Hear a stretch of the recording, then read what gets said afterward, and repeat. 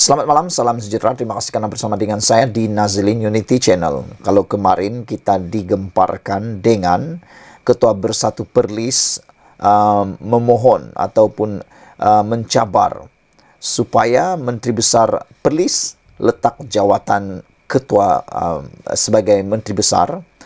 Kali ini satu lagi tuntutan supaya letak jawatan dituntut oleh Azalina, tapi kali ini bukan kepada Menteri Besar Perlis, tapi kali ini kepada Menteri Besar Terengganu pula.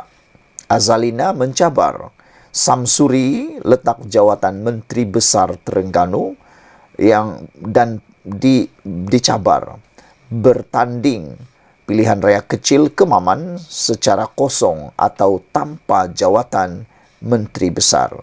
Selain daripada itu, ada juga yang mengatakan bahawa memang wajar Menteri Besar yaitu Samsuri letak jawatan sebagai Menteri Besar kerana bagaimana beliau dapat menjalankan tugas sekiranya beliau adalah Menteri Besar, seorang adun lagi dan ahli parlimen lagi.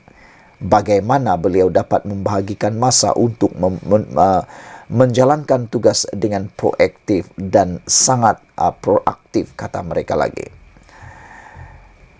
Ketua Penerangan UMNO Datuk Seri Azalina Othman Said mencabar Datuk Seri Dr. Ahmad Samsuri Mokhtar untuk meletak jawatan sebagai Menteri Besar Terengganu. Cabaran itu dilontarkan beliau susulan Ahmad Samsuri yang diumum sebagai calon PAS untuk bertanding pada pilihan raya kecil PRK Kemaman 2 Disember ini. Menteri Jabatan Perdana Menteri, Undang-Undang dan Reformasi Institusi itu berkata, jabatan tertinggi negeri itu perlu dilepaskan Ahmad Samsuri jika yakin akan memenangi PRK nanti. Kalau betul dia yakin, saya nak cabar dia, Ahmad Samsuri, hari ini letak jawatan sebagai Menteri Besar Terengganu dan fokus kepada Parlimen Kemaman dan lawan satu dengan satu baru adil, kata beliau lagi. Sebab kita rasa kita kuat, tapi dia nak bertanding atas tiket sebagai Menteri Besar. Sebab bila kalah masih boleh jadi Menteri Besar. Maknanya dia tak amanah, ikhlas kepada pengundi Kemaman. Tapi saya nak tanya, kalau dia berani letak jawatan bertanding dan jangan jadi Menteri Besar, tanding kosong-kosong, 1-1, kita tengok macam mana, dia tengok mana yang kuat. Katanya ditemui pada perjumpaan bersama Jentera Penerangan dan Wanita UMNO di Pejabat UMNO Kemaman di sini hari ini. Azalina berkata Barisan Nasional BN tidak tergugat dengan pemilihan Ahmad Samsuri sebagai calon bagi PRK kerusi berkenan. Malah menawarkan calon terbaik yang dapat memberi khidmat kepada pengundi Kemaman. Saya rasa macam PAS tidak ada orang lain dan saya lihat PAS ini mungkin merasakan itu sahaja calon yang terbaik yang nak ditawarkan, kata beliau.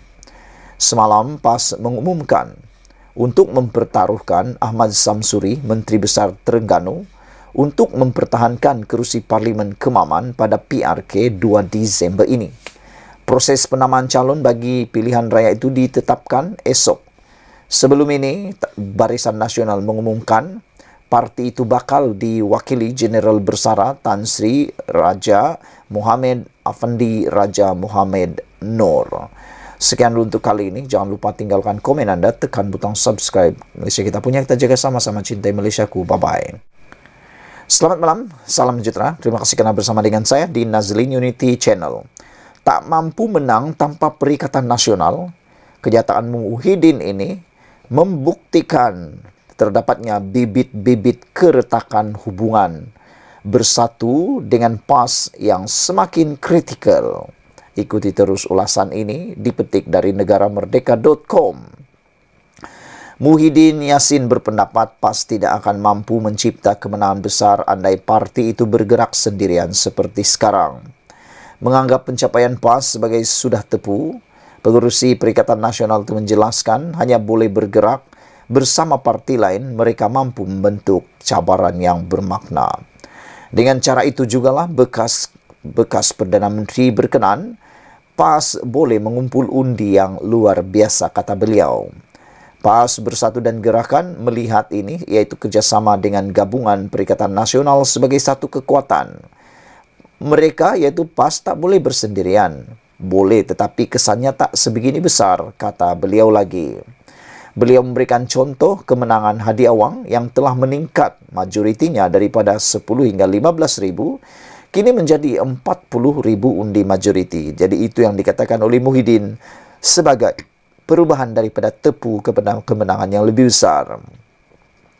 Kata Muhyiddin, PAS dah tepu, tapi dengan Gabungan Perikatan Nasional, penerimaan rakyat begitu besar sekali hingga mencatat majoriti luar biasa.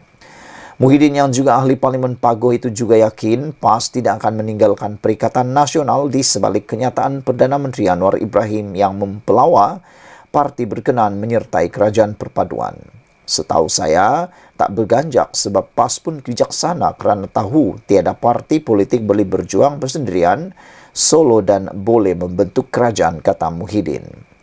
Bersatu sendiri tak mampu bentuk kerajaan. Kalau bersendirian, PAS pun tak mampu walaupun menang besar sikit.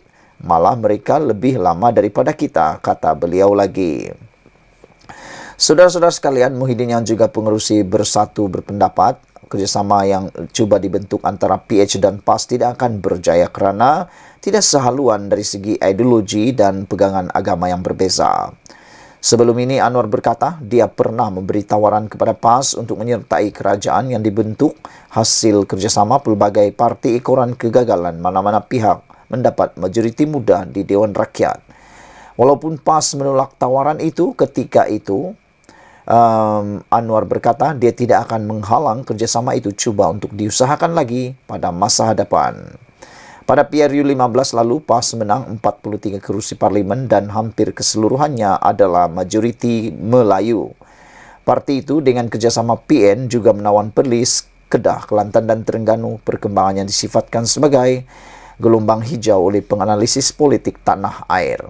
Jadi saudara-saudara sekalian, apakah kenyataan Muhyiddin ini tak mampu menang tanpa Perikatan Nasional? Kenyataan Muhyiddin membuktikan wujudnya bibit-bibit keretakan hubungan dengan PAS yang semakin kritikal.